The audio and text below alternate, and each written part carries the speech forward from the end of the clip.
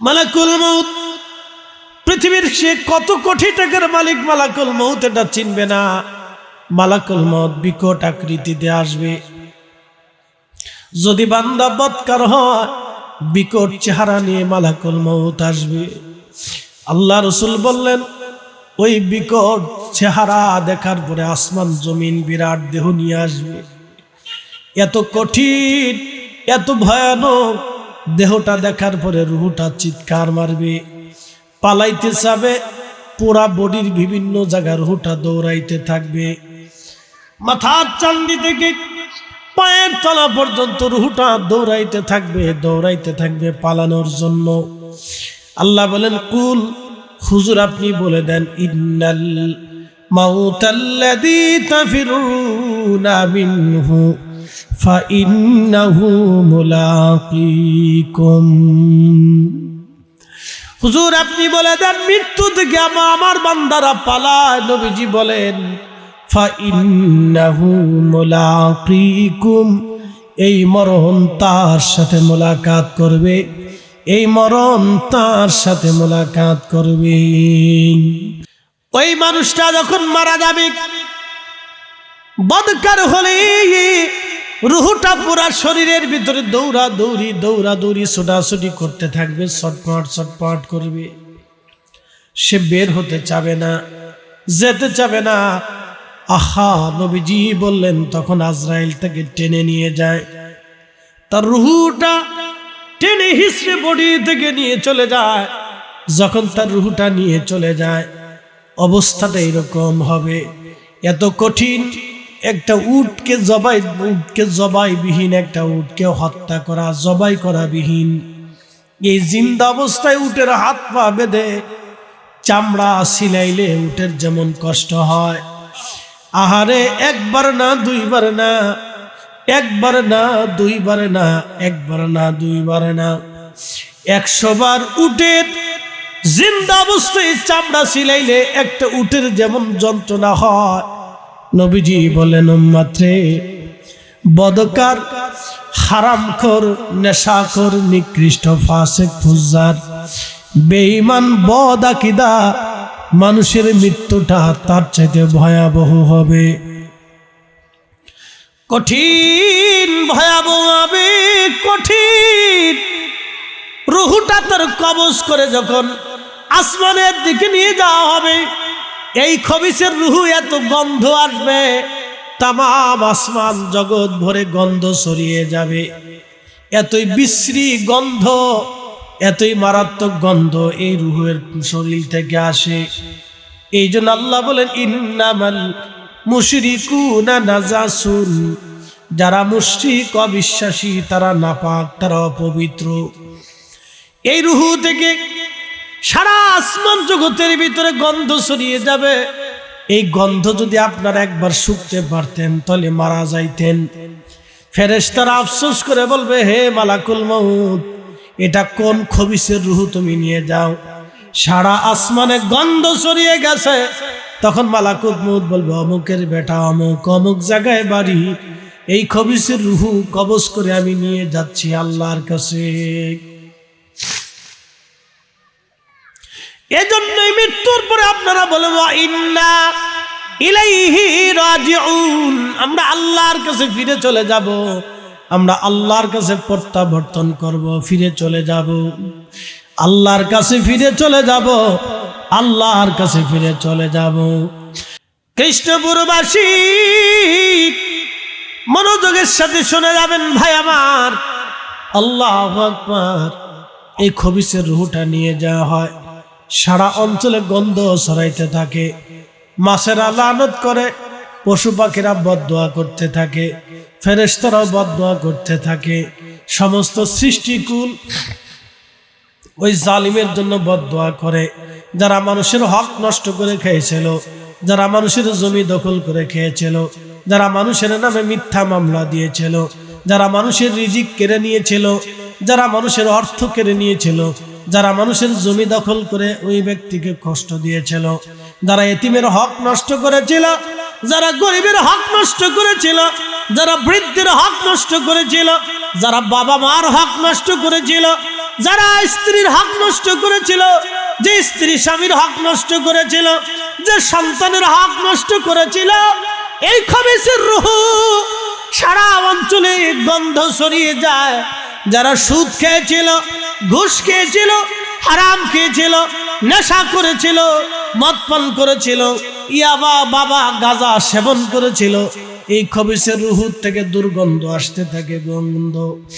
আল্লাহ পাকের লানত আসতে থাকে, তামাম ফেরেশতারা লানত দিতে থাকে, তামাম মাখলুকগুলি বদদুয়া করতে থাকে, আল্লাহ তুমি আপনারে বাঁচাইছো, আমাদের ভিতর থেকে একটা খবিস নিয়ে চলে গেছো, একটা শয়তান আমাদের ভিতর থেকে তুমি নিয়ে চলে গেছো, কিন্তু তার দুর্গন্ধে তামাম সৃষ্টি দুর্গন্ধময় হয়ে গেছে। আমি বলিনি তো, আল্লাহ রাসূল বলছেন। আহা এ মুসলমান, আর যদি নেককার হন, আশিকে রাসূল হতে পারেন, তাহলে আল্লাহর নবী আপনাকে ডাকতে আসবে, উম্মত আসো। বলে হুজুর প্রমাণ কি? প্রমাণ দিয়ে যাই। উসমান গনি জিন্নুরাইন রাদিয়াল্লাহু তাআলা আনহু শহীদ হয়ে যাবেন যেই দিন শহীদ হয়ে যাবেন, যেই দিন তিনি শহীদ হয়ে যাবেন, উসমান গনি রাদিয়াল্লাহু আনহু বিদ্রোহীরা চারপাশ ঘিরে ফেলেছে, অস্ত্র শস্ত্র নিয়ে তারা ঘিরে ধরে রাখছে। 40 দিন পর্যন্ত উসমান গনির বাড়ির ভিতরে খাবার ঢুকতে দেয় নাই, পানি ঢুকতে দেয় নাই। কত কঠিন বর্বর ছিল সেই দিন সেই বিদ্রোহীরা। হযরত আলী বারবার বলেন, আমিরুল মুমিনিন, অনুমতি যদি আপনি দেন তাহলে বিদ্রোহীদেরকে আমরা মদিনার থেকে তাড়ায় দিব, ওদের সাথে যুদ্ধ করব। উসমান গনি ডাক দিলেন, আলী তোমার কি রসুলের কথা সেটা মনে নাই? আমি শহীদ হয়ে যাব। আলী রে, তুমি যতই যুদ্ধ করো না কেন, নবী যেটা বলছে ওটাই হবে। চিৎকার করে বলেন আল্লাহু আকবার। উসমান, লাব্বাইক ইয়া রাসূলুল্লাহ, তুমি কি দুনিয়া কেমন আছো? নবীজি বললেন, কেমন আছো উসমান? ইয়া রাসূলুল্লাহ, দুনিয়ার জঞ্জাল আর ভালো লাগে না। উসমান রে, তুমি কি দুনিয়াতে থাকতে চাও না চলে আসতে চাও? উসমান গনি বলেন, ইয়া রাসূলুল্লাহ, দুনিয়ার জঞ্জাল আর পছন্দ হয় না হুজুর, থাকতে মন চায় না, আপনার কাছে চলে যেতে মন চায়। উসমান, তাহলে তুমি চলে আসো, আজকে তুমি শহীদ হয়ে যাবা উসমান, আজকে তুমি শহীদ হয়ে যাবা। উসমান রে, তুমি তো রোজা রাখছো? বলে, হ্যাঁ ইয়া রাসূলুল্লাহ, রোজা রাখছি। নবীজি বলেন, উসমান রে, তাহলে চলে আসো, আমি আর তুমি জান্নাতে দুইজনে একসাথে আজকে ইফতার করব। সুবহানাল্লাহ। ঘুম ভেঙে গেল উসমান গনি জিন্নুরাইনের। বিবি সাহেবাকে ডাক দে, বলেন, বিবি রে, গোসলের কি পানি আসেনি? কেন গো স্বামী আমার? বলে, স্বপ্ন দেখেছি রসুল আমাকে ডেকেছেন, আজকে আমি শাহাদাতের সময় ঘনিয়ে আসবে আমার। বিবি রে, শহীদ হয়ে যাওয়ার পরে তো গোসলের তো আর কোনো সুযোগ নাই, কারণ যারা শহীদ হয় বিনা গোসলেই তাদেরকে দাফন করা হয়। বিবি রে, পানি আসেনি, গোসল করতে মন চেয়েছিল আমার। বন্ধু, ভালো করে শুনে যাবেন, সাইয়েদুনা উসমান গনি জিন্নুরাইনকে আমার নবীজি ডাকতে আসলেন, চলে আসো, আসো, চলে আসো জান্নাতে, তুমি আর আমি একসাথে ইফতার করব, চলে আসো। আল্লাহ ডাক দিলেন, ইয়া আইয়াতুহান নাফসুল মুতমাইন্না তুরজিই ইলা রাব্বিকি রাদিয়াতাম মারদিয়া। হে নফসে মুতমাইন্না, ইরজিই, হে প্রশান্ত আত্মা, তুমি নামাজ পড়েছো, রোজা রেখেছো, আমার হালাল মেনে চলেছো, আমার হারামের সীমানার ভিতরে তুমি থেকেছো। হে প্রশান্ত আত্মা, তুমি হজ যাকাত গুলি করেছো, আমার নবীর কদমের গোলামি তুমি করেছো। ইরজিই, আমার কাছে চলে আসো, ইলা রাব্বিকি রাদিয়াতাম মারদিয়া, আমার সন্তুষ্টির দিকে তুমি চলে আসো। ঠিক তখনই ওই আত্মা খুশি মনে হাসতে হাসতে আনন্দ চিত্তে উৎফুল্ল হৃদয়ে আত্মাটা আল্লাহর কাছে চলে যায়।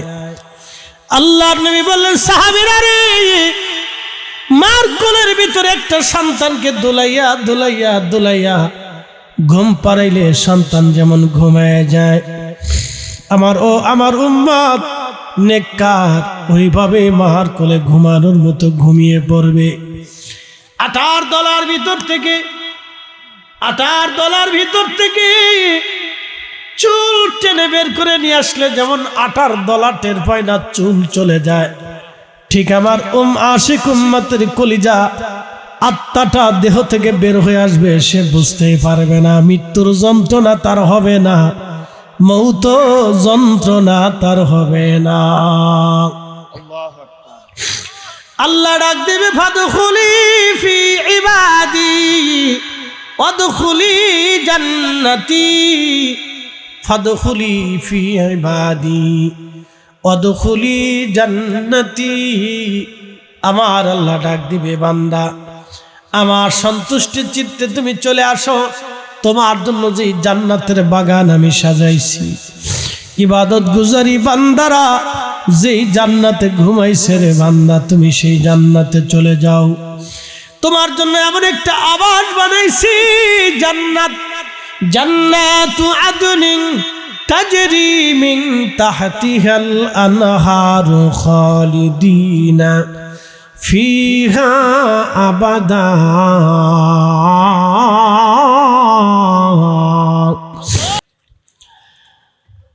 চুনারো ঘাটবাসী ভালো করে শুনে যাবেন বাবাজি, আমার বন্ধু, এই জন্য সে আত্মা গঠন করেন, যে আত্মা গঠন করলে মরণের শান্তি, কবরের শান্তি অনাদি, অনন্তকাল পর্যন্ত শান্তি, অনাদি অনন্তকাল পর্যন্ত শান্তি, অনাদি অনন্তকাল পর্যন্ত শান্তি, অনাদি অনন্তকাল পর্যন্ত শান্তি।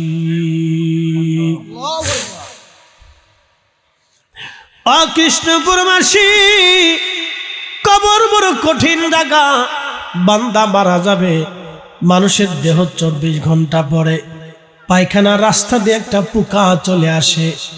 এই পোকা ওই আপনার কি বলে ডক্টর ইউনূস চিনবে না, রাষ্ট্রপতি চিনবে না, প্রধান সেনাপতি চিনবে না, এই পোকা কোনো ডক্টর আর ডাক্তার চিনবে না।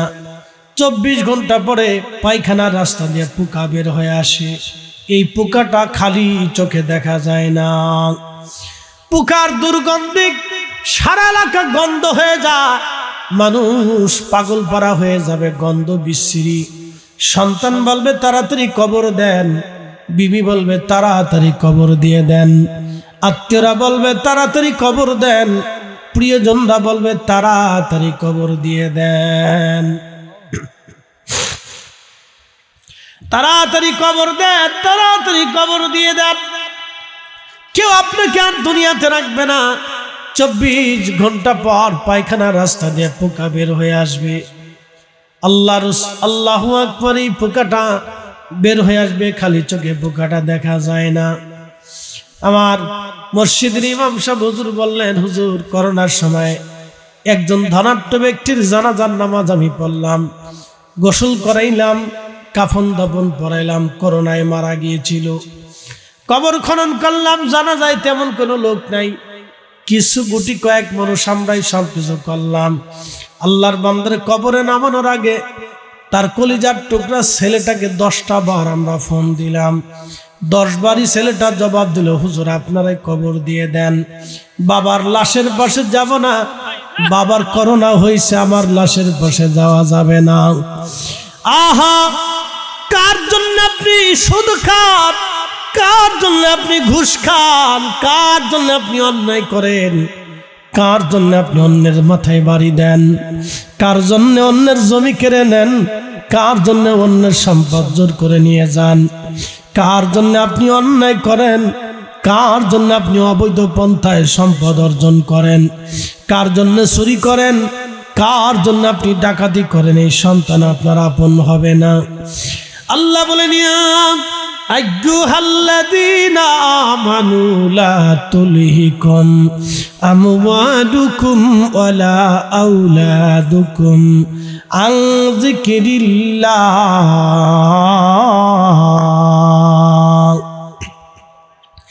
এরা ঈমানদার, সম্পদের মোহে পড়ে, সন্তানের প্রেমে পড়ে আমি আল্লাহর জিকির থেকে তুমি গাফেল হয়ো না।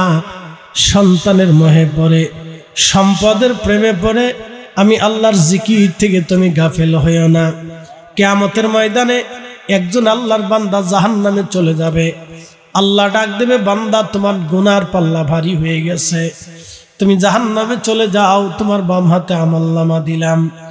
বান্দা বলবে, রাব্বি তুমি তো ইনসাফ করলে, বলে আল্লাহ তুমি তো রহমান, তুমি রহিম, যদি একটু সুযোগ দাও, আমার কলিজার টুকরা সন্তান আছে, আমি তাদেরকে ডাকি, ডেকে জিজ্ঞাসা করে দেখি তারা আমার কোনো গুনাহের জিম্মাদারি নেয় কিনা।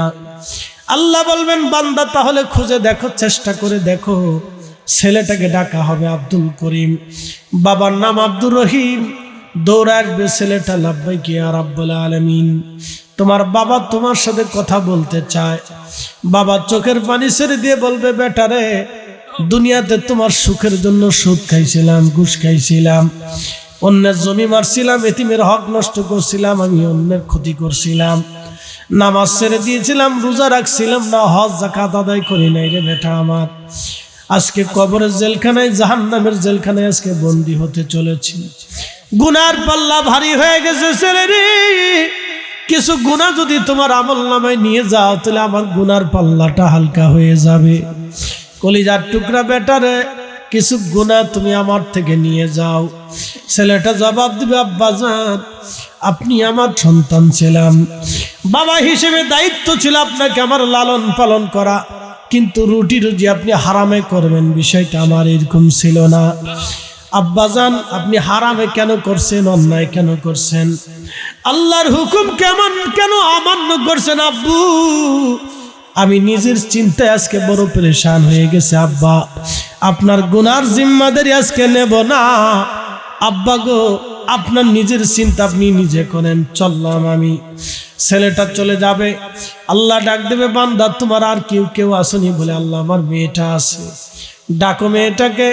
মেয়েটাকে ডেকে এনে দাঁড় করায় বলবে, মা রে তোদের সুখের জন্য দুনিয়াতে কত অন্যায় করছিলাম, নামাজ ছেড়ে দিয়েছিলাম, রোজা ছাড়ছিলাম, হক হালাল মতো চলি নাই, বান সন্তান আমার কলিজার টুকরা মেরে, আমি তোর সুখের জন্য সারা জীবন পরিশ্রম করছি, শীত বর্ষা গ্রীষ্ম মানি নাই, বর্ষাকালে দৌড়াই গেলাম, গরমে মানি নাই, প্রচন্ড সূর্যের তাপ উপেক্ষা করে তোমার জন্য রুটি রুজি করলাম, কলিজার টুকরা আজকে আমার কিছু গুনাহ তুমি জিম্মাদারি নাও, জাহান্নামে চলে যাচ্ছি, গুনার পাল্লা আজকে ভারী হয়ে গেছে রে মা আমার।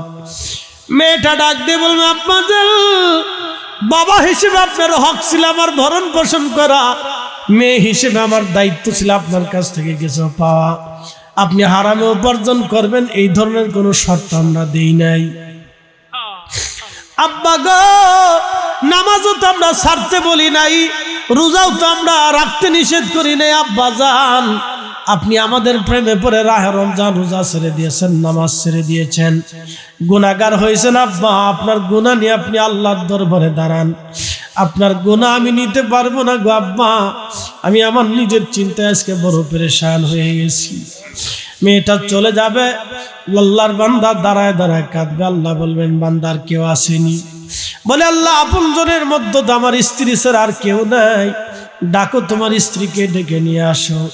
বিবি সাহেবকে ডাক দিবি, বিবি রে তোমাদের ভরণ পোষণ করতে যায় কত অন্যায় অপরাধ করে ফেলছিলাম, আমার গুনার পাল্লা আজকে ভারী হয়ে গেছে, বিবি কিছু গুনাহ তুমি নিয়ে আজকে আমার হালকা বানায় দাও।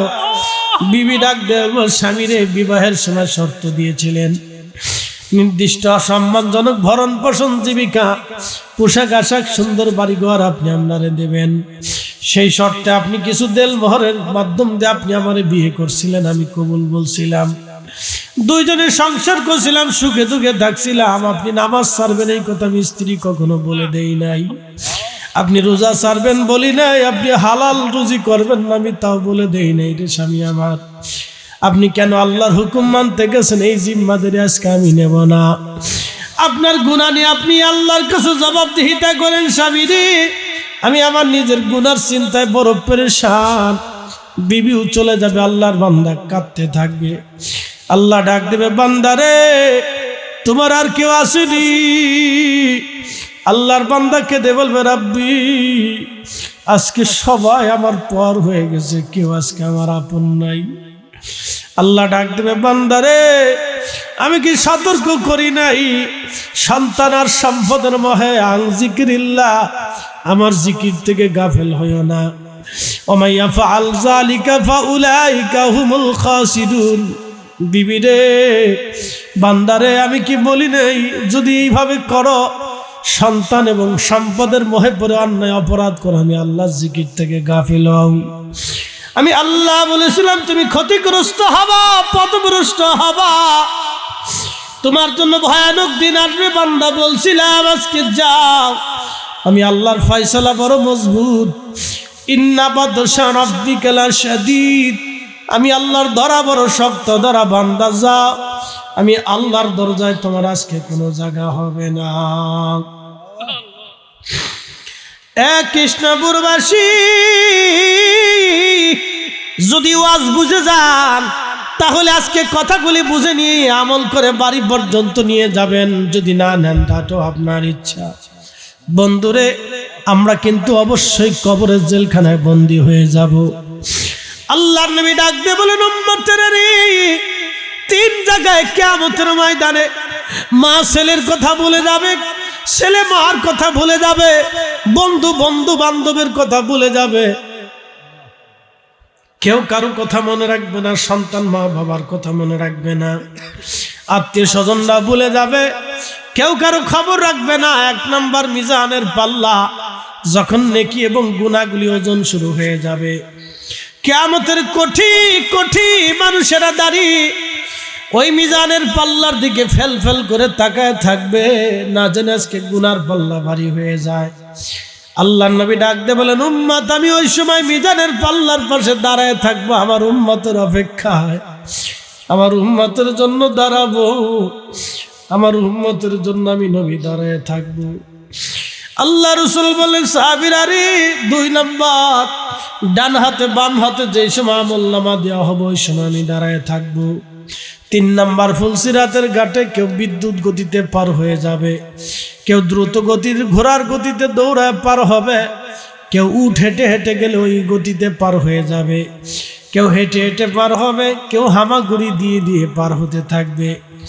ওই সময় কেউ কারো কথা মনে রাখবে না, সন্তান বাবার কথা মনে রাখবে না, মা সন্তানের কথা মনে রাখবে না, আত্মীয় স্বজন কেউ কারো কথা মনে রাখবে না। কিন্তু আমি নবী সেই দিন আমার উম্মতের জন্য ফুলসিরাতের ঘাটে দাঁড়ায় থাকবো।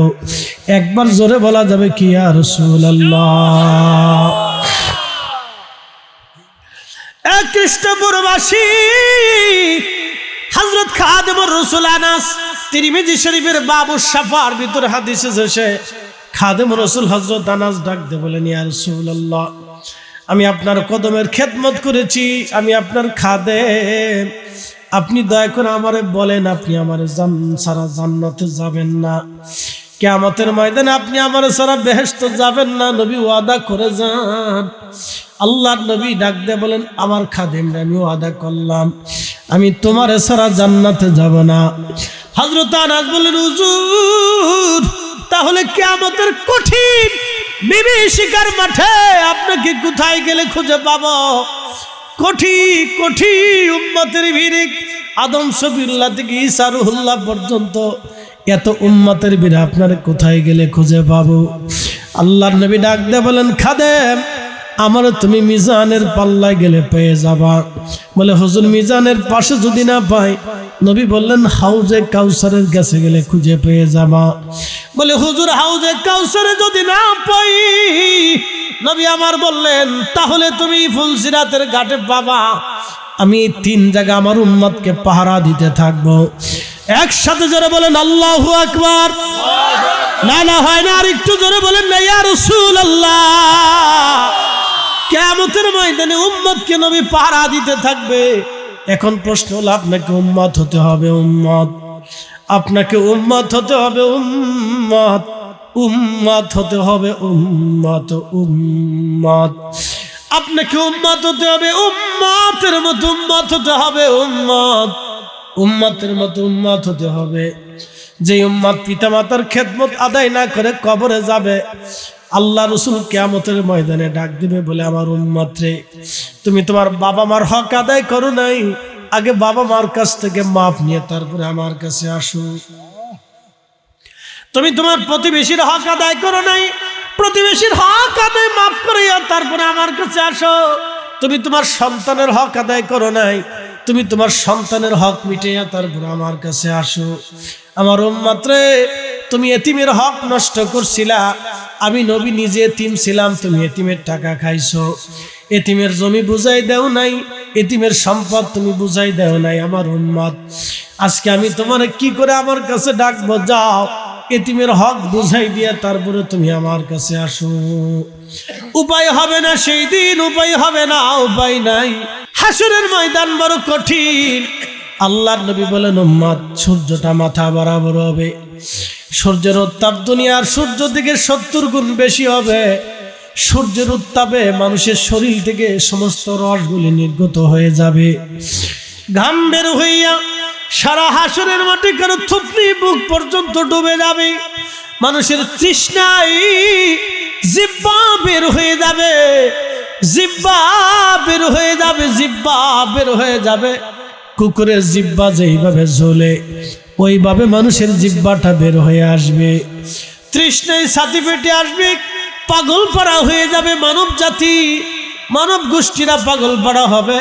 নবীজি ডাক দিয়ে বলেন, আমার উম্মতেরা রে, আল্লাহর হাউজে কাউসারের পানি ছাড়া আর কোনো পানি থাকবে না, কিন্তু আল্লাহ এই নবীকে কাউসারের পানি দান করবেন। ইন্না আতাইনাকাল কাউসার। আল্লাহ পাক ডাক দিলেন, হাবিব, নিশ্চয় আপনাকে হাউজে কাউসারের পানি পান করাইছেন, আপনাকে হাউজে কাউসার দান করে দিলাম। আল্লাহর নবী বললেন, সাহাবীরা, আমি ওই পানি একবার যদি পান করাবো, বেহেশত যাওয়ার আগ পর্যন্ত আমার উম্মতের পানির কথা মনে থাকবে না রে সাহাবীরা বলেন, ইয়া রাসূলুল্লাহ, আদম শফিউল্লাহ থেকে ঈসা রুহুল্লাহ পর্যন্ত কোটি কোটি উম্মতের ভিড়ে আপনি আপনার উম্মত কিভাবে চিনবেন? আল্লাহর নবী ডাক দিয়ে বললেন, সাহাবীরা রে, অনেক সাদা ঘোড়ার ভিতরে কপালে লাল দাগালা ঘোড়া চিনাটা কি বেশি কঠিন হবে? বলে না। আল্লাহর নবী ডাক দিয়ে বলেন, আমার উম্মতকে আল্লাহ একটা বিশেষ মর্যাদা দিবে। আমার উম্মত 5 ওয়াক্ত নামাজ পড়ে, 5 বার ওযু করবে। ওই ওযুর চিহ্ন জায়গাগুলি কিয়ামতের ময়দানে নূর চমকাইতে থাকবে, নূর চমকাবে। ওযুর চিহ্নগুলি নূর চমকাবে। উম্মতেরা রে, আমার যে উম্মত 5 ওয়াক্ত নামাজ পড়বে, ওযু করবে, ওযুর জায়গাগুলি নূর নূর চমকাবে, মেহশরের মাঠে নূর চমকাবে। ওই নূর দেখে দেখে দেখে দেখে আমি নবী টেনে টেনে নিয়ে তার হাউজে কাউসারের পানি পান করাইয়া আমি নবী নিজে হাতে করে তার জান্নাতে নিয়ে চলে যাব। একটা জবান বন্ধ থাকবে না, চিৎকার মেরে বলেন আল্লাহু আকবার। তাহলে আমাদেরকে নামাজি হতে হবে, নামাজি নামাজি নামাজি। এ মা বোনেরা, নামাজ নামাজ নামাজ, নামাজি হয়ে যান, নামাজি হয়ে যান, নামাজি হয়ে যান। নামাজ যদি কেউ 5 ওয়াক্ত পড়ে, তার রিজিকের জিম্মাদার আল্লাহর হাতে হয়ে যায়, তার ইজ্জতের জিম্মাদার আল্লাহর হয়ে যায়। যে জোহরের নামাজ পড়ে না, তার রুটি রুজি কমে যায়। যে আসর পড়ে না, তার শক্তি কমে যায়। যে এশা পড়ে না, তার ঘুম নষ্ট হয়ে যায়। যে ফজর পড়ে না, তার চেহারার ভিতরে কোনো নূর থাকে না।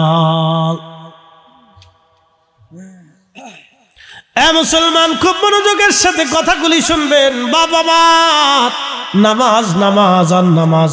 ফাসাল্লি লিরাব্বিকা ওয়ানহার। উম্মতকে বলে দেন তারা যেন নামাজ পড়ে এবং কুরবানি করে। নামাজ নামাজ পড়তে হলে আপনাকে মসজিদ প্রতিষ্ঠিত করতে হবে। নবী বললেন, জমাতের সাথে নামাজ যদি পড়ো 70 গুণ 27 গুণ পর্যন্ত আল্লাহ নেকি দিয়ে দেবে। অরকাউ মা'আর রাকিঈন। রুকুকারীদের সাথে রুকু করো, জামাতের সাথে নামাজ পড়ো, নামাজ জামাতের সাথে নামাজ পড়ো, নামাজ। এই নামাজ পড়ার জন্য মসজিদের প্রয়োজন। মসজিদ মসজিদ সমস্ত মসজিদের মা হলো কাবা শরীফ। আপনি আপনার দেশের মসজিদকে যদি ভালোবাসেন তো কাবা শরীফকে ভালোবাসা হবে। আপনার বাড়ির মসজিদটা যদি ঝাড়ু দেন তো কাবা শরীফ ঝাড়ু দেওয়া হয়ে যাবে। আপনার মসজিদে যদি একটা ইট আপনি লাগান তো আল্লাহর ঘরে কাবাতে ইট লাগানো হয়ে যাবে। আপনার মসজিদটা যদি আপনি মহব্বত করে পরিষ্কার করেন কাবা ঘর পরিষ্কার করার মতো হয়ে যাবে। উম্মুল মাসাজিদ, সব মসজিদের মা হলো কাবা শরীফ। কাবা শরীফ সব মসজিদের মা। এই জন্য আপনার মসজিদের খাদেম হয়ে যান। আল্লাহর সমস্ত নবীরা মসজিদের খেদমত করেছেন। আমার নবী নিজে হাতে করে মসজিদে নববী গেঁথেছেন। মসজিদ নববী বানানোর জন্য দুইটা এতিম বাচ্চা তার সমস্ত সম্পদ গুলি রাসূলকে দিয়ে দিলেন। আল্লাহর নবী বলেন তোমরা এতিম। ওরা বলে ইয়া রাসূলুল্লাহ আমরা এতিম হতে পারি, কিন্তু আমরা মসজিদে নববীর জন্য সমস্ত জমি দান করে দিলাম। আল্লাহর নবী বললেন না, তোমাদেরকে আমি কিছু দিয়ে দেব। বন্ধু, মসজিদে নববী যেই জায়গার উপরে এতিমদের সম্পদের উপরে, একসাথে জোরে বলবেন আল্লাহু আকবার। না হয় না, আরেকটু জোরে বলেন আল্লাহু আকবার। বাজার মসজিদ মসজিদ বানাইতে হবে। এই মসজিদে যদি আপনি দান করে রেখে যান, এই মসজিদের জন্য যদি আপনি টাইলস দিয়ে যান, মসজিদের জন্য যদি আপনি দেওয়াল নির্মাণ করে যান, মসজিদটা যদি গেঁথে যান, তাহলে আপনি কবরে চলে যাবেন। কিন্তু মসজিদে আজান হবে, আজানের নেকি আপনার কবরে চলে যাবে। মসজিদে নামাজ হবে, নামাজের নেকি আপনার কবরে চলে যাবে। মসজিদে কোরআন তেলাওয়াত হবে, কোরআনের নেকি আপনার আমল নামায় কবরে যোগ হবে। এই মসজিদ যতদিন পর্যন্ত নামাজ জিকির ফিকিরে চলতে থাকবে ততদিন পর্যন্ত আপনার কবরে নেকি চলতে থাকবে, বন্ধ হবে না। দুনিয়ার সবাই আপনাকে ভুলে যাবে কিন্তু মসজিদ আপনাকে ভুলবে না। আপনার সন্তানরা আপনাকে ভুলে যাবে কিন্তু মসজিদ আপনাকে ভুলবে না। মসজিদ আপনাকে ভুলবে না। মসজিদে যেই নামাজ পড়বে, যত লোক নামাজ পড়বে, তত লোকের নামাজের সব আপনার কবরে আমল নামায় চলতে থাকবে। আল্লাহর নবী বলেন এইভাবে নেকি যাইতে যাইতে কিয়ামতের ময়দানে তুমি দেখবা পাহাড় পরিমাণ নেকি হয়ে গেছে। আল্লাহর বান্দা ডাক দিবে, রব্বি এত পরিমাণ নেকি তো আমি করি নাই। আল্লাহ ডাক দিবে, তুমি মসজিদ বানাইছিলা, মাদ্রাসা বানাইছিলে, এতিম খাওয়াইছিলা, আলেম বানাইছিলা, নেক সন্তান ডাকছিলা, মাহফিলের টাকা পয়সা দিছিলা, নেক কাজ করে আসছিলা, রড রাস্তা বানাই দিছিলা, ব্রিজ কালভার্ট নির্মাণ করছিলা, গরিবের টিউবওয়েল দিয়ে দিছিলা, গরিব মেয়ের বিবাহ পড়াই দিয়েছিলা, সমাজ কল্যাণমূলক কাজ করছিলা, জনকল্যাণে কাজ করছিলা, দেশের উন্নয়নে কাজ করেছিলা। তুমি আমার গরিব বান্দাদের জন্য কাজ করেছো, গরিবের ঘরে পানি পৌঁছেছো, খাবার পৌঁছেছো। বান্দারে তুমি কবরে গেছো কিন্তু গরিবরা তোমার জন্য দোয়া করছে, তোমার সন্তানরা তোমার জন্য দোয়া করছে, উলামা ইকরাম দোয়া করছে, কোরআন শরীফ খতম দিয়ে দিয়ে দোয়া করছে, মিলাদ পড়ে পড়ে দোয়া করছে, কবর জিয়ারত করে দোয়া করছে, মসজিদ থেকে দোয়া হয়েছে। এই দোয়াগুলি নেকিগুলি আমি আল্লাহ বাড়াই আজকে বহুত পরিমাণে বাড়াইয়া তোমার আজকে আমি আল্লাহ জান্নাত দিয়ে দিলাম। চিৎকার মেরে জোরে বলেন আল্লাহু আকবার।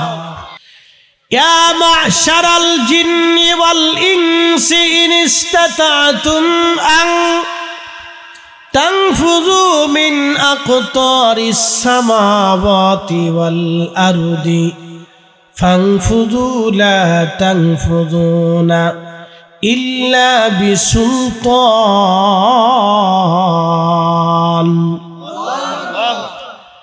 মানুষ এবং জিন, যদি আমি আল্লাহর নামাজ ভালো না লাগে, যদি হালাল ভালো না লাগে, যদি হারামের বিধান পরিত্যাগ করতে ভালো না লাগে, যদি রমজানের রোজা ভালো না লাগে, যদি হজ ভালো না লাগে, যদি যাকাত ভালো না লাগে, যদি জিকির তাহাজ্জুদ ভালো না লাগে, যদি আমার রসুলের নবীর সুন্নতের তাবেদারি যদি ভালো না লাগে, রসুলের মোহাব্বত গুলামি যদি ভালো না লাগে, আমি আল্লাহর গুলামি যদি ভালো না লাগে, আমি আল্লাহর ইবাদত যদি ভালো না লাগে, আমার রসুলের গুলামি যদি ভালো না লাগে, মানুষ আর জিন, যদি চাও তাহলে আমি আল্লাহর সালতানাত ব্যতীত কোথাও চলে যাও। যাও, ভালো না লাগলে চলে যাও। আমি আল্লাহর সালতানাতের সীমানার বাহিরে চলে যাও। যাও, চেষ্টা করে দেখো পৃথিবীর বাহিরের কোন জগতে যাও, ভূমণ্ডল, নবমণ্ডল, সাত আসমান আর সাত জমিনের কোথাও যদি জায়গা পাও চলে যাও।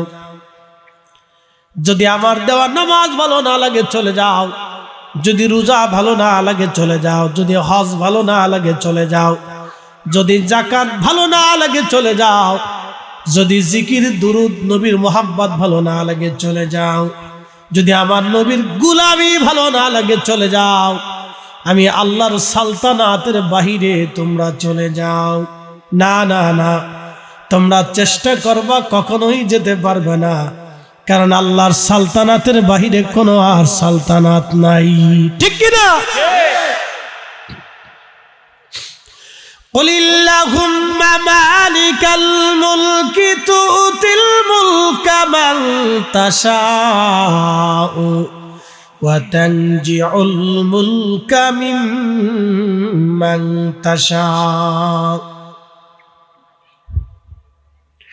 আল্লাহ ডাক দিয়ে বললেন, 5ই আগস্টের আগে যারা ক্ষমতায় ছিলেন তারা ভেবেছেন আমরা আরো অনেক দিন টিকে থাকবো।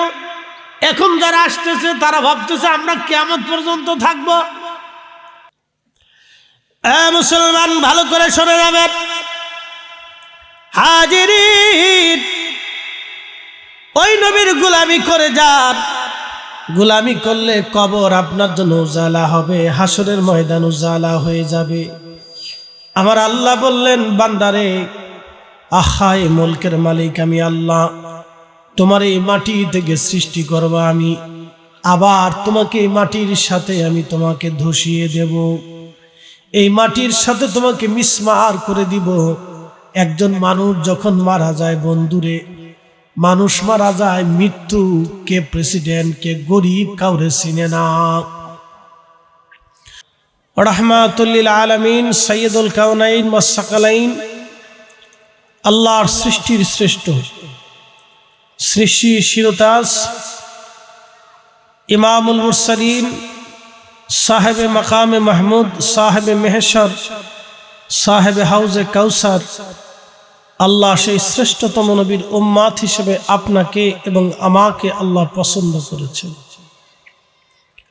সেই জন্য মনিবের দরবারে আমরা একসাথে শুকরিয়া আদায় করে বলি আলহামদুলিল্লাহ। প্রিয় উপস্থিতি, কবর এবং হাসরের ভয়াবহতা সম্পর্কে আমার আজকের আলোচ্য বিষয়ের উপরেই কিছু কথা শোনানোর ইচ্ছা পোষণ করি। আল্লাহ যেন তৌফিক দেন, দোয়া করে বলেন আমিন।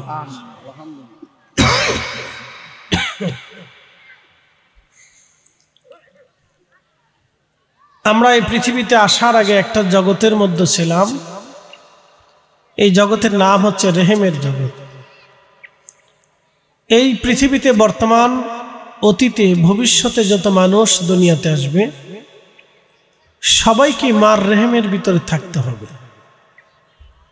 মার রেহেম ছাড়া আসার আর কোনো সুযোগ আমাদেরকে আল্লাহ রেখে দেন নাই।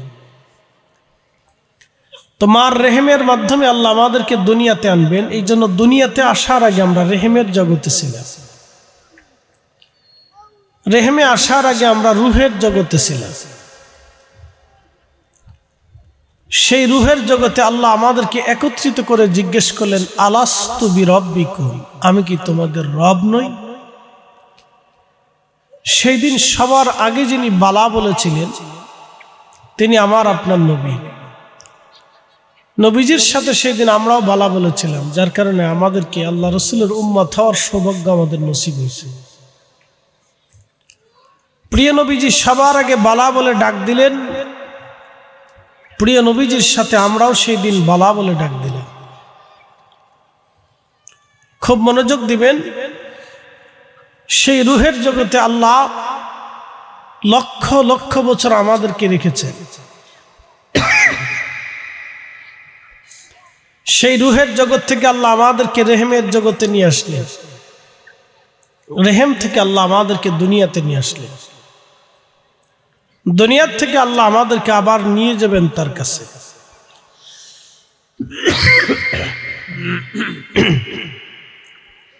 আল্লাহ যে নিয়ে যাবেন, বলেন আল্লাহ কি আমাদের বডি নিবে না রুহ নিয়ে যাবে? রুহু নিয়ে যাবে। এখন বলেন, রুহু যে আল্লাহ নেবে, আমরা যে আল্লাহর কাছে যাব, এতে তো কোনো সন্দেহ নাই, আছে কি? কোনো সন্দেহ নেই। তো সন্দেহ যে তো নেওয়া থেকে থাকে, তাহলে কি নিয়ে যাব? দুনিয়ার কোনো সহায় সম্পদ কি সেই জিন্দেগিতে কাজে লাগবে? লাগবে না।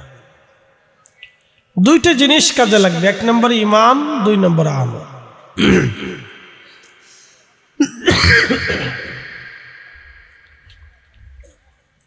এক নম্বর ঈমান কাজে লাগবে, 2 নম্বর আমল কাজে লাগবে। ঈমান এবং আমল ছাড়া বাকি আর কিছুই আমাদের কাজে লাগবে না।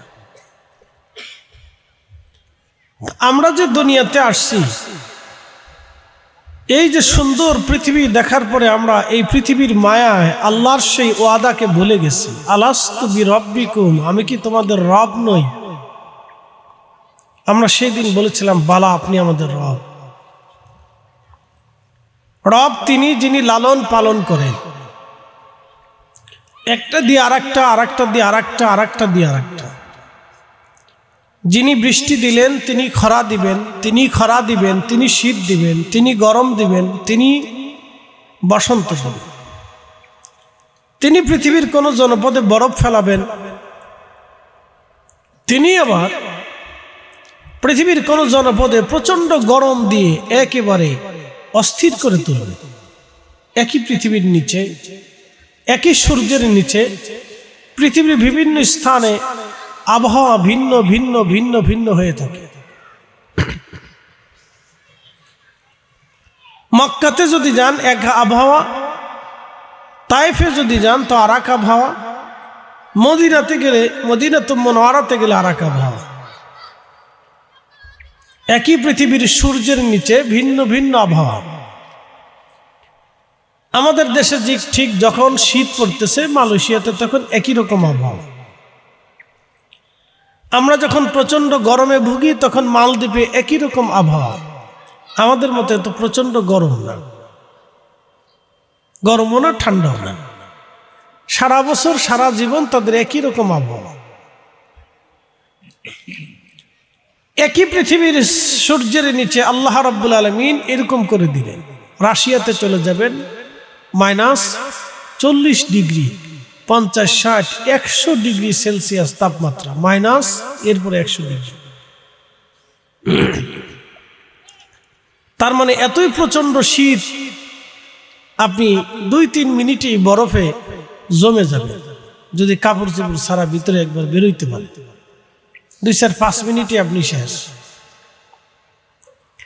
এই প্রচন্ড শীতের ভিতরেও মানুষ বসবাস করে, পশু পাখিদেরকে আল্লাহ বাঁচায় রাখে। আল্লাহ তাদেরকে জীবন্ত রাখছেন। হরিণ এই শীতের ভিতরেই বেঁচে থাকে, ভাল্লুক এই শীতের ভিতরেই বেঁচে থাকে, পাখি শীতের ভিতরেই বেঁচে থাকে। আল্লাহ সেইভাবেই তাদেরকে তৈরি করছে। প্রিয় উপস্থিতি, আল্লাহ পৃথিবী আমরা সুন্দর করে সাজাইলেন। মিনহা খালাকনাকুম, আল্লাহ বলেন আমি তোমাদেরকে মাটি থেকে সৃষ্টি করেছি। অপর আয়াতে আল্লাহ বলেন ওয়াবাদা খালকাল ইনসানি মিন তিন, আমি মানুষের সৃষ্টির সূচনা করেছি মাটি থেকে। মাটি দিয়ে সূচনা করলেন। আমাদের মতোই আরেকটা জাতি পৃথিবীতে আছে যাদেরকে আমরা 2 চোখ দিয়ে দেখি না, কিন্তু আছে সত্য। সে জাতির নাম জিন। আল্লাহ বলেন ওয়া খালাকাল জান্না মিম্মা রিজিম মিন নার, জিনকে আমি আগুনের শিখা থেকে সৃষ্টি করেছি। মোমবাতি জ্বালানোর পরে দেখবেন হলুদ আগুন আসে, হলুদের পরে একটা সবুজ সবুজ আকাশী কালারের আগুন আসে, তারপরে একটা ধোঁয়া আসে। এই ধোঁয়াটা যখন উড়ে যায় তখন আর দেখা যায় না। এই ধোঁয়া থেকে আল্লাহ জিন সৃষ্টি করেছেন। একসাথে বলবেন আল্লাহু আকবার। না হয় না, জোরে জোরে বলেন আল্লাহু আকবার। জিনদেরকে সৃষ্টি করে আল্লাহ ভাষা দিয়েছেন, তারা কথা বলে, তাদের বিয়ে শাদী হয়, বাচ্চা কাচ্চা হয়, সন্তান হয়, সংসার হয়, জীবন হয়, রাষ্ট্র হয়, বিচার সালিশ হয়, সমাজ আছে। খাওয়া দাওয়া হয়, তাদেরকে আল্লাহ একটা জীবন দিয়েছেন, অথচ সৃষ্টির উসুল আগুনের শিখা। তাদেরও মৃত্যু হয়, তাদেরও জীবন আছে। আগুনের শিখা দিয়ে যেই জাতিকে আল্লাহ বানাইলেন তার মৃত্যু হয়, কিন্তু আপনি খালি চোখে তাকে দেখতে পারবেন না। জিনে যে মানুষের ধরে এটা তো সত্য, জিন যারা সারায়, জিন যারা ছুটায়, তারা জিনদেরকে পিটায়, মারে, বোতলে ভরে, এটাও তো সত্য, অস্বীকার করার তো কোনো সুযোগ নেই। তাহলে জিন সাধারণত দেখা যায় না, কিন্তু আছে সত্য। জিনদেরকে আল্লাহ আগুনের তৈরি করে বানাইলেন, অথচ তাদেরও বাচ্চা কাচ্চা হয়, সংসার হয়, জীবন আছে, জীবন প্রক্রিয়া আছে, খাওয়া দাওয়া আছে, উঠা বসা আছে, চলাফেরা আছে, সমাজ আছে, রাষ্ট্র আছে, রাজা আছে, বাদশাহ আছে, নীতি আছে, ধর্ম আছে। জিনদের ভিতরে হিন্দু আছে, বৌদ্ধ আছে, খ্রিস্টান আছে, মাজুসি আছে, শিখ আছে, নাস্তিকও আছে। জিনদের ভিতরে সব কোয়ালিটি আছে। তো খুব মনোযোগ দিবেন, মুসলিমও আছে। তো জিনদের সাথে আল্লাহর সারা জীবনেও কোনোদিন প্রেম হয়, বলে কারণ কি? ওরা আগুনের তৈরি, উগ্র, মিজাজ খিটখিটে, আল্লাহর সাথে প্রেম হয় না। ওদের আল্লাহ হায়াত দিনে লম্বা লম্বা, কারো 10,000 বছর, 20,000 বছর, 30,000 বছর, 60,000 বছর। জিন জাতির আদি পিতার নাম ছিল তারান্নুস, উপাধি ছিল আবুল জিন। হায়াত পেয়েছিলেন 60,000 বছর। একসাথে বলবেন আল্লাহু আকবার। কিন্তু আল্লাহর সাথে প্রেম হয়নি, জিনদের সাথে আল্লাহর প্রেম হয়নি। আল্লাহর প্রেম হয়েছে মানুষের সাথে। এই জন্য আল্লাহ মানুষকে মাটি দিয়ে সৃষ্টি করেছেন। এই জন্য মানুষ দেখবেন খুব নরম। আবার এই মানুষের ভিতরে এমন এক মানুষ আছে যার দিল খুব নরম, আবার এমনও কিছু মানুষ আছে যাদের দিল এত শক্ত যে মানুষ খুন করিয়া সে লাশের উপরে 21 দিন, 1 মাস, 2 মাস, 3 মাস পর্যন্ত ঘুমাই থাকে। কি কথা কর না কেন? তো পুরুষ না নারী, আপনি যদি নিয়মিত খবরের দিকে ঢুকেন, পেপার পত্রিকা দেখবেন কোন স্থানে স্বামী স্ত্রীকে মারতেছে, স্ত্রী স্বামীরে মারতেছে। স্বামীরে খুন করিয়া স্ত্রী মাইরে খাটের নিচে রাইখে মাসের পর মাস ওই খাটের উপর স্ত্রী ঘুমাচ্ছে। সন্তান বাবাকে হত্যা করে নিজের রুমের ভিতরে কবর দিয়ে মাটি চাপা দিয়ে ওই উপরেই সন্তান ঘুমাচ্ছে। কি বুঝলেন আপনি? মানুষ, মানুষেরা মানুষ। এই মানুষই অত্যন্ত সুন্দর এবং এই মানুষই এতটাই নিকৃষ্ট যে পশু পাখিকে হার মানিয়ে ফেলছে। যেটা পশু চিন্তা করে না, তার চেয়ে কঠিন চিন্তাই মানুষই করে ফেলে। প্রিয় উপস্থিতি, আল্লাহ বলেন আমি তোমাদেরকে মাটি থেকে সৃষ্টি করেছি, মাটির ভিতরে তোমাদেরকে আবার আমি আল্লাহ মিশিয়ে দিব। কথা তো সত্য, কথা তো সত্য। মানুষ মারা গেল, আগুনে পুড়ে গেলেও সে মিশে যায়, সাগরে হারিয়ে গেলেও সে মিশে যায়, মাটির ভিতরেও গেলে সে মিশে যায়। কিন্তু মানুষের রুহটা কোথায় যায়? মানুষের রুহটা আমার আল্লাহ আল্লাহর কাছে নিয়ে চলে যায়। এই জন্য মানুষ মরে যাওয়ার পরে আমরা একটা দোয়া পড়ি, ইন্না লিল্লাহি ওয়া ইন্না ইলাইহি রাজিউন।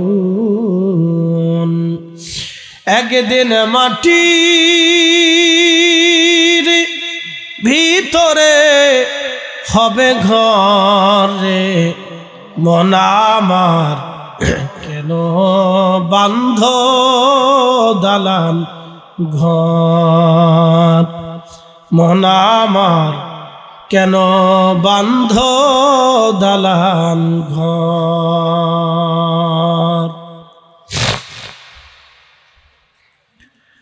কৃষ্ণপুরবাসী মনোযোগ দেবেন। আল্লাহ পাক বলেন এই মাটি থেকে তোমাকে সৃষ্টি করলাম। আল্লাহ আদমকে মাটি থেকে সৃষ্টি করলেন। খলাকাল ইনসানা মিন সালসালিন কাল ফাখার।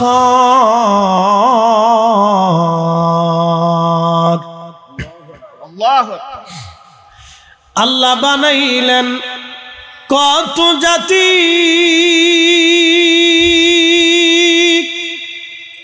হইল না তার প্রেম প্রীতি।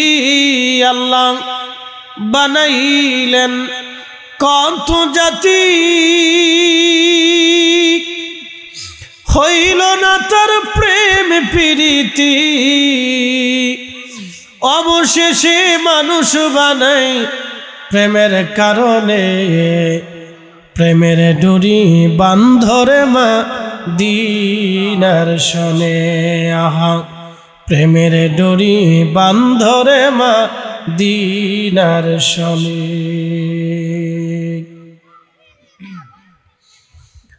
কৃষ্ণপুরবাসী ভালো করে শুনে যাবেন। আল্লাহ বলেন আমি মানুষকে সৃষ্টি করলাম খরখরা শক্ত মাটি দিয়া। যেই মাটিটা খরখরা এবং শক্ত, এই মাটি দিয়ে আমি মানব জাতি বানাইলাম। এই খরখরা শক্ত মাটির তৈরি ছিলেন হযরত আদম আলাইহিস সালাম। শুধু কি মাটি ছিল, মাটির সাথে আল্লাহ পানি দিলেন। শুধু কি পানি ছিল, পানির সাথে আল্লাহ বাতাস দিলেন। শুধু কি বাতাস ছিল, এই বাতাসের সাথে আমার আল্লাহ আগুন দিয়ে দিলেন। আগুন আগুন আগুন আগুন দিলেন। আচ্ছা বলেন তো আপনাদের কি বুঝাই? এই যে এখন শীত পড়তেছে না, শীতে কি লোহাটা ঠান্ডা হয়ে গেছে না? লোহা ঠান্ডা হয়েছে না? আপনার শরীর কি ঠান্ডা হয়ে গেছে? ভিতরে গরম। একসাথে কোন আল্লাহু আকবার। না জোরে বলেন আল্লাহু আকবার। ভিতরে কি গরম? জোরে বলেন গরম। ভিতরে যে গরম, এই গরম কি আপনি দিছেন? তো প্রেসিডেন্ট ট্রাম্প দিছে? তো আমরা ওই যে কি বলে ইনুসাব দিছে? তো দিল কেটা? আল্লাহ। একসাথে বলেন আল্লাহ। জোরে বলেন আল্লাহ। জোরে বলেন। আল্লাহ। বাতাস কি দিছে? আল্লাহ। তো বাতাস বন্ধ করে দেন যে আল্লাহ তোমার বাতাস আমার লাগতো না। দেখেন টিকতে পারেন কিনা। বলে আল্লাহ তোমার আগুনও লাগতো না, টিকতে পারেন কিনা? বলে রব্বি তোমার পানিও লাগবে না, যে দেখেন পারেন কিনা টিকতে। এই জন্য আল্লাহ একাতে বাস করে। প্রিয় উপস্থিতি, আল্লাহ বলেন তো তানজিউল মুলকা মিম্মান তাশা, আমি যাকে খুশি রাজত্ব দেই, যার কাছ থেকে খুশি আমি আল্লাহ রাজত্ব ছিনাই নেই। একসাথে বলেন তো ওই রবের নাম কি? কখনো তোমাকে যদি ভুলি, হেদায়েতের আলো জেলে নিয় কাছে তুলি। কখনো তোমাকে যদি ভুলি, হেদায়েতের আলো জেলে নিয় কাছে তুলি। ঠাই দিও প্রিয়তম ওগো মহিয়ান,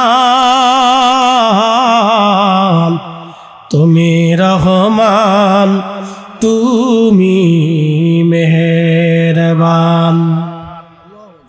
অন্ধ গাহে না শুধু তোমারি গুণগান, বুঝেও বুঝে না তবু শান, তুমি রহমান তুমি মেহেরবান। আল্লাহুম্মা সাল্লি আলা সাইয়্যিদিনা মাওলানা মুহাম্মাদ ওয়া আলা আলি সাইয়্যিদিনা মাওলানা মুহাম্মাদ। কি ব্যাপার, আপনারা কি বেশি দুর্বল নাকি? তাহলে একসাথে বলেন আল্লাহু আকবার। আল্লাহু আকবার। গলাটা ছেড়ে দেন, কাশি খুশিতে গলাটা সারা। এমন এক রসুলের দুরূদ পড়তেছে, কিয়ামতের ময়দানে উনি ছাড়া আর কেউ নাই। আল্লাহু আকবার। জোরে বলেন না, জোরে বলেন। তো থাকলে দেখান উনি সারা কে, মিজানে উনি, ফুলসিরাতে উনি, হাউজে কাউসারে উনি, ডান হাতে বাম হাতে আমলনামা দেওয়ার সময় উনি, কঠিন মুসিবতে উনি, কবরে উনি। 500 বছর আগে যারা কবরে দিল, আজকে তার কবরের পাশে কে আছে বলেন? আল্লাহ রসুল ছাড়া আর আল্লাহ ছাড়া আর কেউ নাই। গোলামি করলে উনারটা করে যান। এ থেকে সহজ বাক্য পৃথিবীতে কিছু নাই। যদি গোলামি করেন তাহলে উনাদের দুইজনের গোলামি করে যান। যেই গোলামি করলে কবরের জিন্দেগিতে ওনারা আপনার জন্য বাতি হয়ে যাবে, বাতি বাতি বাতি। যদি বুঝে থাকেন, আর যদি না বুঝেন তাহলে আপনার ইচ্ছার উপরে ছেড়ে দেওয়া হলো। স্বাধীনতা আছে, এটাকে বলে খিয়ার, ইচ্ছা শক্তি। এখানে প্রিন্সিপাল হুজুর উস্তাজুল আসাতিজা বসে আছেন। আকাইদুল নসবির ভিতরে একটা অধ্যায় আছে খিয়ার, ইচ্ছা শক্তি। ও তোর পিছে পিছে ঘুরছে সামন, পিছে পিছে ঘুরছে সামন, কোন দিন জানি তোর হয় সমন জারি। দেখ না মন ঝাঁক মারিয়ে দুনিয়াদারি। ভাই বন্ধু আপন জনা সঙ্গে তোমার কেউ যাবে না রে। ও তোর খালি হাতি একা পথে, ও তোর খালি হাতি একা পথে যাইতে হবে মন বেরি। দেখ না মন ঝাঁক মারিয়ে দুনিয়াদারি।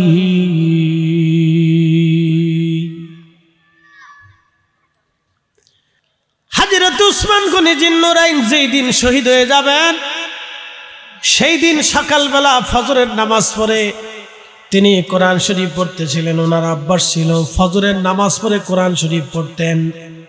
মারহাবা কর, মারহাবা। ফজর পড়ে উসমান গনির আদত ছিল, উনি কোরআন পড়তেন বেশি, বলতেন উনি জামিউল কোরআন ছিলেন। মারহাবা কর, মারহাবা। জামিউল কোরআন, কোরআন, কোরআনকে তিনি একত্রিত করছেন। যে 30 পারা কোরআন দেখেন সুবিন্যস্ত, বিন্যাস করে সুন্দর করে সাজিয়ে, এটাই হযরত উসমান গনি যায়েদ বিন সাবিত রাদিয়াল্লাহু আনহুর নেতৃত্বে হাফিজুল কোরআন সাহাবীদেরকে দিয়া অনেক পরিশ্রম করে তিনারা এই কোরআন শরীফকে জমা করেছিলেন। এই জন্য উনি কোরআন শরীফ অধিক সময় তেলাওয়াত করতেন। আল্লাহু আকবার। আর কোরআন শরীফ তেলাওয়াতরত অবস্থায় আল্লাহ ওনাকে শহীদ করেছিলেন। ইয়া রাব্বি, সেই কোরআনে সেই রক্তের দাগ এখনো আছে, জর্দানের জাদুঘরে। আল্লাহু আকবার, বুঝতে পারছেন? আর এই দেশের কিছু টাইটকে মৌলবি ওয়াইসে ফতোয়া দিচ্ছে কোরআন খতম বেদাত।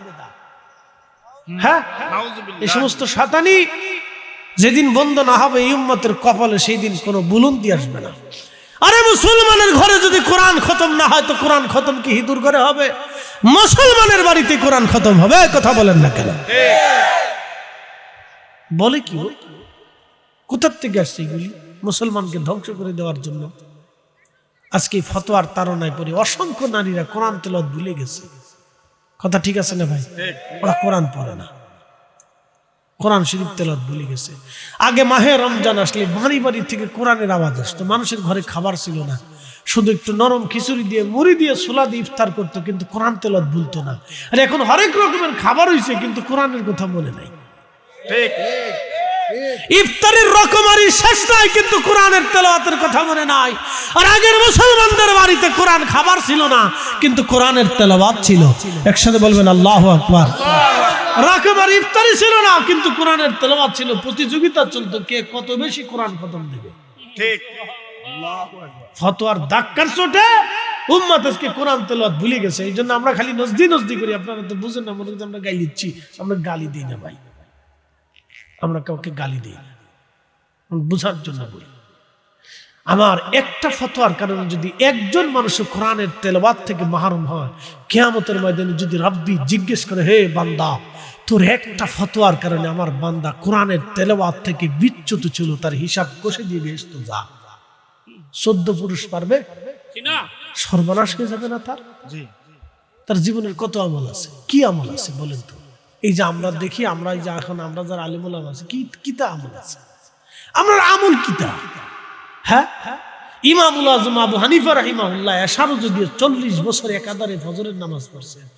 হুজুর গাউসে পাক এশার দিয়ে ফজরের নামাজ 40 বছর পড়েছেন। সুবহানাল্লাহ। এই শাহজালাল ইয়ামানি সারা রাত আল্লাহর দরবারে নামাজে সেজদায় কাটিয়েছেন। কিতা আমল আছে? ফতোয়া মারেন, আমল কিতা? হ্যাঁ, ফতোয়া দিয়ে আল্লাহ পাওয়া যায় না, ফতোয়া দিয়ে আল্লাহ পাওয়া যায় না, আল্লাহ পাওয়া যায় না। আল্লাহ পেতে হলে আল্লাহর আনুগত্য লাগে, চোখের পানি লাগে, সেজদা লাগে। কি কথা কর না কেন?